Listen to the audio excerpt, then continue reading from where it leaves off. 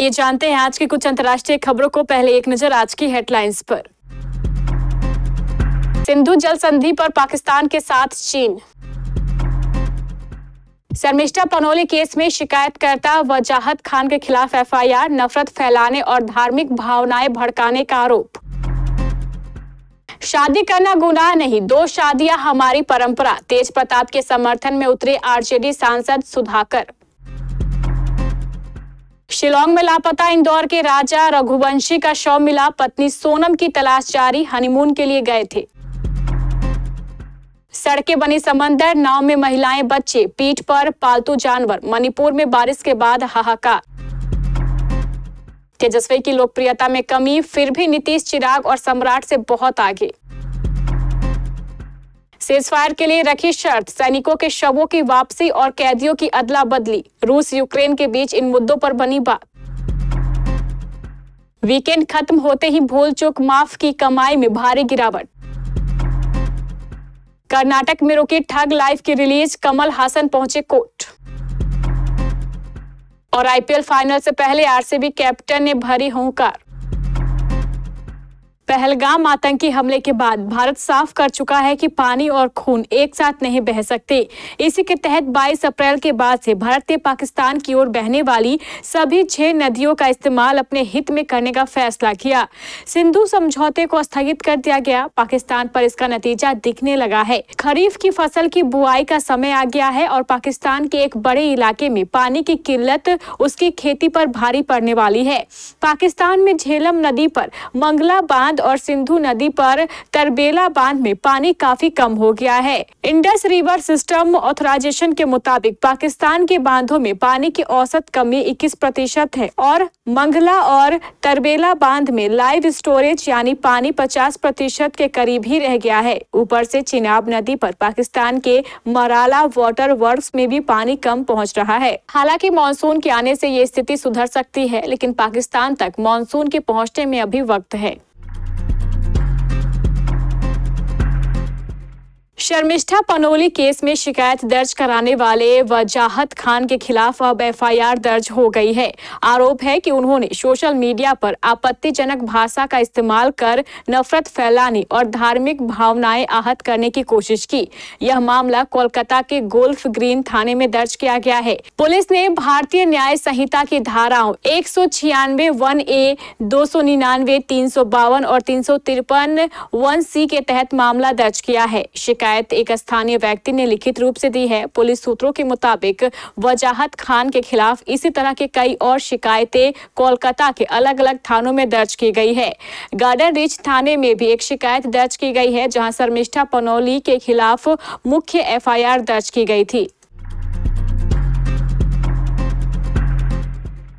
राष्ट्रीय जनता दल के सांसद सुधाकर सिंह ने तेज प्रताप यादव की कथित दूसरी शादी और पारिवारिक विवाद में उनका समर्थन किया है। उन्होंने इसे तेज प्रताप का निजी मामला करार दिया और कहा कि शादी करना कोई अनैतिक या गैर कानूनी कार्य नहीं है। उन्होंने ये भी कहा है कि 2 शादियां पहले से हमारी परंपरा में मौजूद रही है।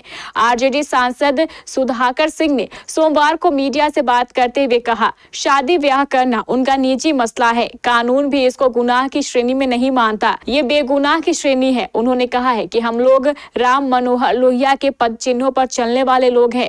अगर तेज प्रताप ने दूसरी शादी की है जिसकी घोषणा वह खुद करेंगे तो मैं व्यक्तिगत तौर पर इसे अनैतिक काम नहीं मानता।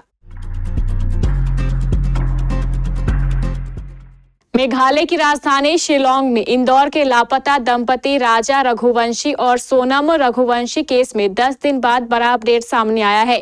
पुलिस को एक गहरी खाई से एक शव मिला है, जिसे प्रारंभिक रूप से राजा रघुवंशी का माना जा रहा है। हालांकि अभी तक शव की आधिकारिक शिनाख्त नहीं हो सकी है। शिलांग पुलिस के अनुसार यह शव उस स्थान के करीब 25 किलोमीटर दूर मिला है जहां कपल की स्कूटी लावारिस हालत में बरामद की गई थी।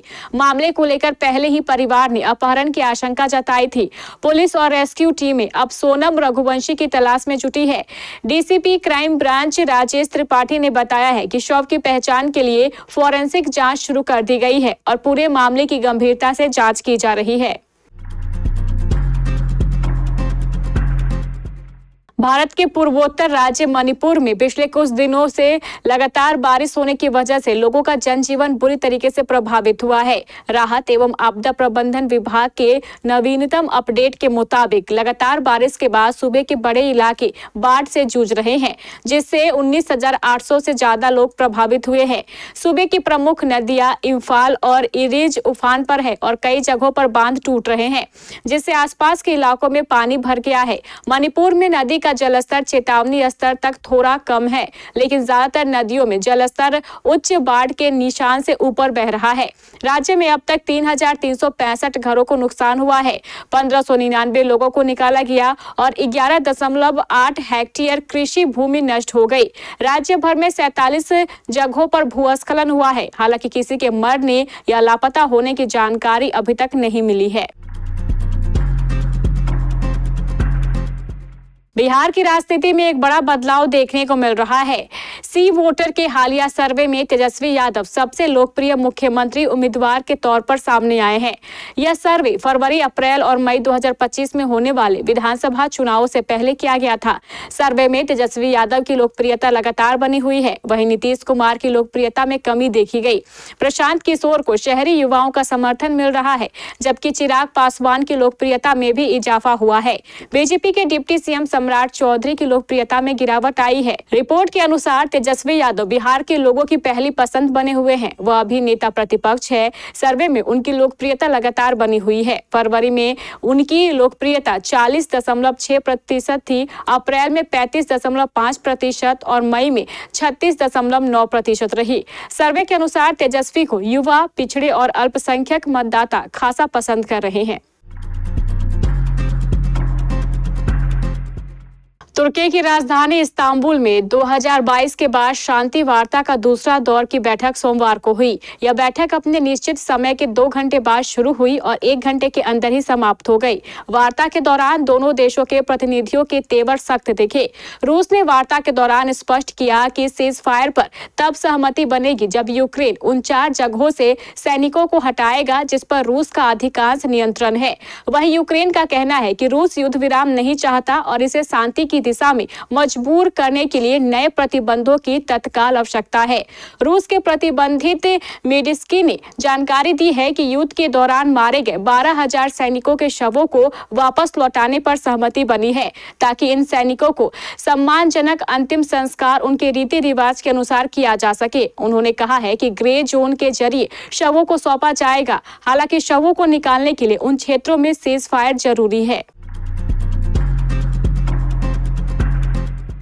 एक तरफ दिग्गज एक्टर जैकी चैन की फिल्म कराटे किड्स लीजेंड्स अपने फुल ऑन एक्शन से दर्शकों को दीवाना बना रही है, वहीं दूसरी तरफ राजकुमार राव और वामिका गब्बी की फिल्म भूल चूक माफ अभी भी बॉक्स ऑफिस पर अच्छी खासी कमाई कर रही है। Hollywood action drama karate kids legends को भारत में रिलीज हुए 4 दिन बीत चुके हैं। हालांकि फिल्म की ओपनिंग बहुत खास नहीं रही, फिर भी वीकेंड में इसे थोड़ी राहत जरूर मिली। पहले दिन फिल्म ने 1.6 करोड़ रुपए से बॉक्स ऑफिस पर अपनी शुरुआत की थी, जो औसतन मानी जा रही है। चौथे दिन की कमाई की बात करें तो सैकनील के आंकड़ों के मुताबिक सोमवार को फिल्म ने महज 89 लाख रुपए के कारोबार किया।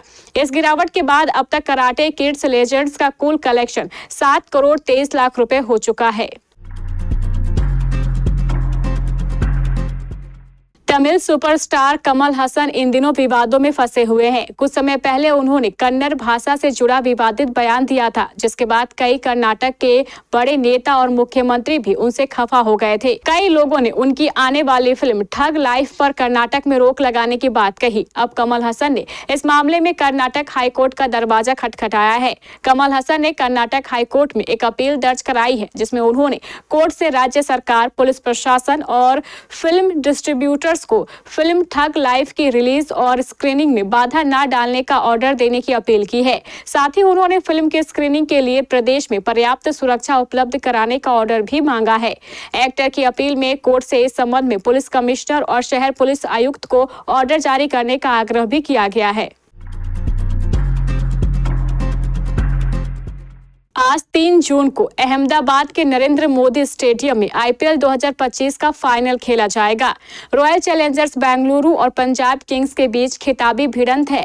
फाइनल मुकाबले से पूर्व आरसीबी के कप्तान रजत पाटीदार ने मीडिया से वार्ता के दौरान खिताबी जीत की उम्मीद जताई। इसी बीच उन्होंने धाकर मिडिल ऑर्डर बल्लेबाज टिम डेविड्स के प्लेइंग 11 में खेलने पर बड़ा बयान दिया। रजत पाटीदार ने टिम डेविड की उपलब्धता पर कहा है कि उनके खेलने पर अभी तक मेडिकल टीम ने कोई फैसला नहीं लिया है। पाटीदार ने उनके खेल की पुष्टि नहीं की है। विराट कोहली 18 साल से आरसीबी के लिए खेल रहे हैं, लेकिन अब तक बेंगलुरु टीम और विराट को आईपीएल ट्रॉफी नसीब नहीं हुई है।